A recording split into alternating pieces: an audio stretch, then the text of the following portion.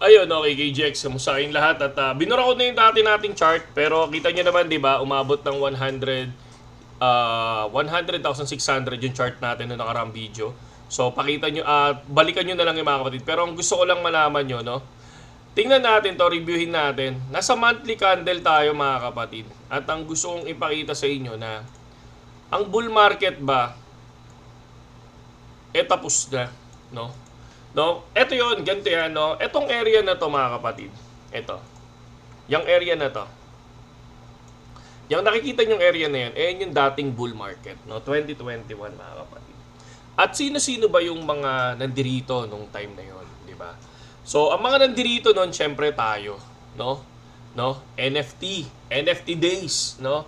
Axie Infinity days, retail days. So, ibig sabihin, maraming tao diyan nagsimula, no, na mas maraming pumasok sa cryptocurrency, lalo-lalo na sa Pilipinas, no? Kasi bakit? Panahon ng Axie Infinity yan, no? So, NFT, ang daming panahon ng gaming, no? Ngayon, wala kayong makikitang gaming di ba? Masyado. Wala kayong makikitang gaming masyado na talagang pumapaldo, di ba? Puro airdrop yung nakikita natin. Puro farming, parang ganyan, or something, hindi ko na masabi, pero still iba yung 2021 noon, 'di ba? Ang dami diyan, ang daming NFT na lumabas, no? Nandiyan pa yung kabayo, 'di ba? Yung nakalimutan ko na tuloy yung pangalan niya So si Axie Killer, no? Pero ngayon kung titingnan natin, yan yung panahon noon, retail time, 'di ba? So ito 'yon. Tayo pa lang yun nandiyan. I think nasa 3% o 5% pa lang ng global yun ng crypto. Ngayon, kung mapapansin natin, bakit lumipad ang BTC ng ganito kataas, no? Halos 69,000 to 111,000, di ba? So halos sabihin na natin na ang nilipad niya almost 50%, no? Almost 50% ang nilipad ni BTC, no?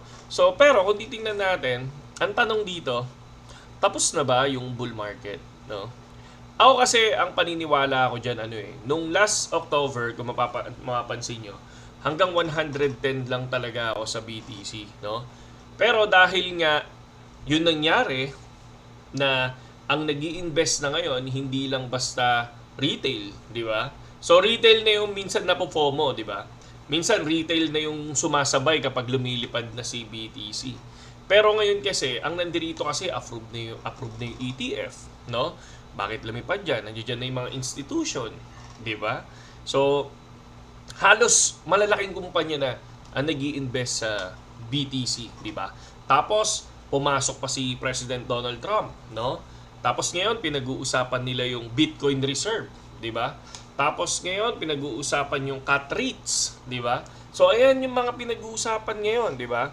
Kaya lang, kung titingnan natin, di ba? Lilipad pa ba si BTC KGX, no? Tulad nga ng sinabi ko, no? Maaring end na or maaring hanggang 120. Pero tulad ng sinabi ko sa inyo, wala namang sumasakto di ba? Wala namang sumasakto. Di ba? Ako nag-predict ako ng 110 pero nag-112, di ba? So, pero para sa akin, no? Kung titingnan nyo naman, yung nangyayari ngayon sa charting,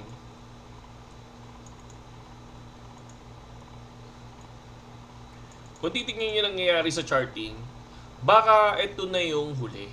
No? Baka lang baka ito na yung huli na possible magkaroon na tayo ng bear market. Di ba? So, para lang sa akin yan para lang sa akin mga kapatid, no? So, kumbaga, ito ano lang to, no? Sa tinitingnan lang natin yung 1 month time frame, parang ito na yung nakikita ko na baka magkaroon na to ng pagbaba. Pero wag naman sana, di ba? Kaya nga ako, sabi ko nga, nag-play safe na lang ako. Kasi kung ano naman yung itataas ni Bitcoin ngayon, kunyari, lumipad si Bitcoin ng 120, 130, 150, fine, no?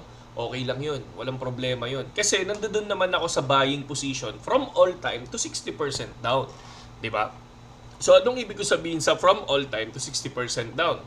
Kunyari, nag 120 si BTC, no? Yun na yung peak niya. magbabaying ako sa negative 60%, no? Pag bumagsak na siya ng 60%. So, sabi na natin 50,000, yan na yung buying position natin. Parang ginawa natin kay Ethereum, di ba, noong nakaraan? So, yung pinaka-height ni Ethereum na 4.8, tapos bumagsak siya, no? Ilan yun? Di ba? Parang nasa 2.1 yata, 2.2, no? Pero nag-start tayong bumili, nasa 1.780, 1.580, 1.440, 1.550 ulit, di ba? Yan yung pinakita natin noong nakaraan. And then, nag-take profit tayo. So ngayon, kung sa nakikita ko ngayon, no? Yes, possible. Sige, lilipad, no? Talagang magpipik pa ng 150, 130 or 200 na sinasabi ng iba, or 150 or 250 pa nga yung sinasabi ng iba. Pero ako, para sa akin, play safe na dapat ako. Kasi para sa akin, mas malaki yung chance na magkaroon na to ng drop. No? Para lang sa akin yun, ha. Kasi una, wala naman na akong ininvest, 'di ba?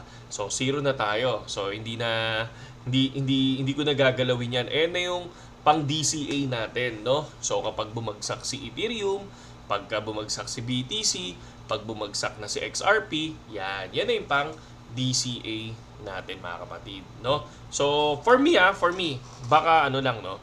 Baka tumaas to hanggang 120 tapos mag-drop na siya, or baka ito na yung simula ng drop. Kasi kung titingnan natin, no, nakuha nung hindi naman nauulit ang history, no, pero nagra-rhyme, 'di ba? Sabi nila. So kung papansin natin, kumuha ng all-time, bumagsak, and then kumuha ulit ng isang all-time, bumagsak na. So ito, ganun din, kumuha ng all-time, and then nag-drop.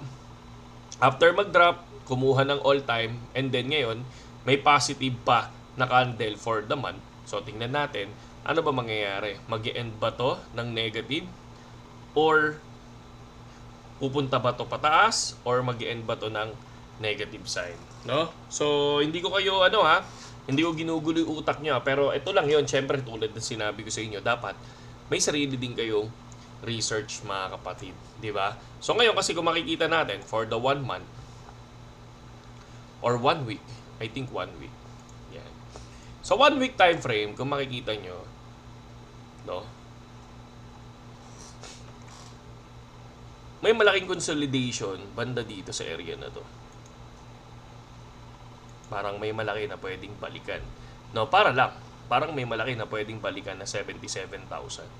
'Di ba? So tingnan natin kung anong possible na lipad ng gagawin nito or babagsak ba. Kasi wala naman tayong kumbaga binibigyan ko lang kayo ng idea kung ano yung nangyari nung last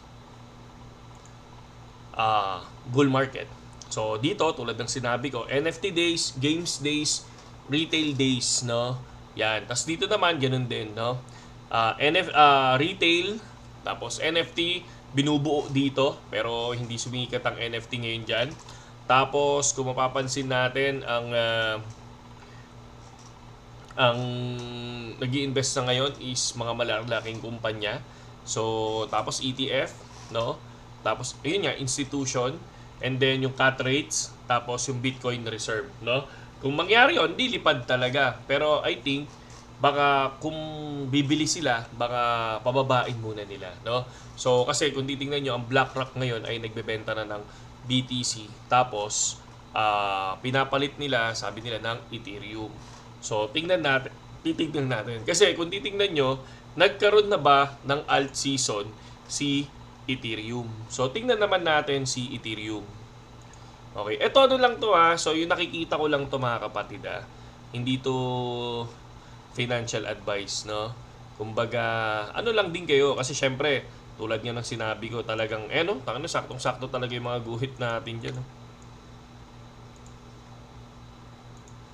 Kung makikita ba natin si 3,000 ulit, di ba? Yan yung mga remove natin yan. So, remove din to. Yan. Kung mapapansin natin, dami ko palang ginagitan. Sige, okay lang to. Huwag na muna natin tanggalin masyado. Kung titingnan natin, no, sa 1 month time frame naman kay Ethereum, hindi niya nakuha yung all-time. Pero marami nagsasabi na kukunin ni Ethereum ang all-time, no? Kasi kung titingnan nyo naman ang nangyari sa kanya, no, sa loob ng isang buwan, lumipad yan. No? Kaya hindi imposible, no, na kunin ni Ethereum yung ganun. Kasi nga, sa loob ng isang buwan, lumipad yan. Kaya no, kung titingnan nyo ito, etong candle na to is May 2021. Kung titingnan nyo, lumipad ang Ethereum, oh, grabe, oh, sabi mo bumagsak siya. So, sabi mong 2.5 to 4,300, 'di ba? And then nagkaroon ng bull run, no? Sumabay na siya after niyan, bumagsak din 'yan. Sumabay ito kay Bitcoin, no? Bumagsak din siya. Tapos pero si Bitcoin noon hindi lumipad 'yan. Kumbaga siya lang ang nagsolo na lumipad na ganyan. Tapos si Bitcoin pababa. And then after nung nakuha niya yung peak, bigla siyang bumagsak. No, 'yan yung nangyari kay Ethereum. And then kung titingnan nyo, nakakuha pa siya ng additional all-time ng 4,931. Dito, kung titingnan naman natin, sa nakikita ko kumuha din siya ng all-time, no, ng isang buwan, halos. 'Di ba? From 2,2 to 3,000. Kung titingnan nyo dito, from 2,7 to 4,3. So kung titingnan nyo, parang halos parehas yung nangyari sa kanya. And then, kumuha ulit ng additional bull run ay all-time high, ito, tong area na to. Nung time na ngayon, ngayong bull market. And then ngayon, bumagsak, tapos kumuha ng panibago ulit. Okay?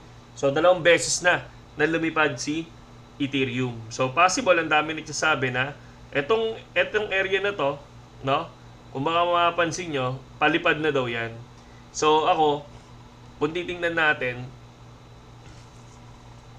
dahil nakita ko na to, na kumuha siya, so, hindi ko alam kung magkakaroon pa tayo ng alt season for the Ethereum. Yun lang naman, mga kapatid, no? Para sa akin lang, mas better for me na hintayin ko na lang to kung mag all time siya ulit. Tapos, pag bumagsak, 60%, doon ako magbabuying position. Sa ngayon, ang ginagawa ko is, ipon muna. Okay? Ipon na lang muna tayo. Ipon na lang muna tayo ng pang gagamitin kong pang buy and sell sa susunod na cycle. No? So, tingnan lang natin. Mas maganda ngayon mag-observe, mga kapatid. Para at least, hindi tayo ma-FOMO, no? Kasi karaniwan nun, nung time na yun, ito, nung bull run, no? Nung bull run ng 2021, marami nagsasabi dyan na mag-go 100,000 si Bitcoin, mag 110, ganyan.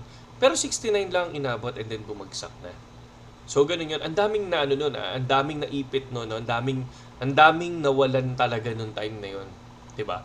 Ngayon, syempre dahil bumili sila nagbenta sila ng mababa, no? Kumbaga syempre, yung ibang holders okay lang, pero yung iba kasi bago, no, na nag-invest tapos yung iba utang pa. Tapos biglang na zero na, bigla.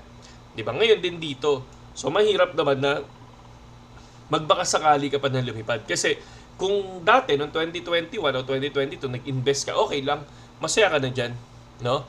Masaya ka na nakapag-TP ka diyan, no? Hindi ka na maghahangad. Ito pagdating dito, mga kapatid, no? Ano na to? Nandoon ka na sa high risk na to. Ito na yung tinatawag na high risk. No, dito low risk ka lang eh. No, actually hindi nga low risk, medyo high risk pa rin dahil crypto eh. Dito high risk na talaga to. No? Possible hindi ka na kumita. Tapos suntok sa buwan yung paglipad. 'Di ba? Kung mapapansin niyo talagang grabe bullish sa Twitter, mga kapatid, no? Pero syempre tulad ng sinabi ko, baka magkaroon ng drop tapos doon sila bumili, lumipad.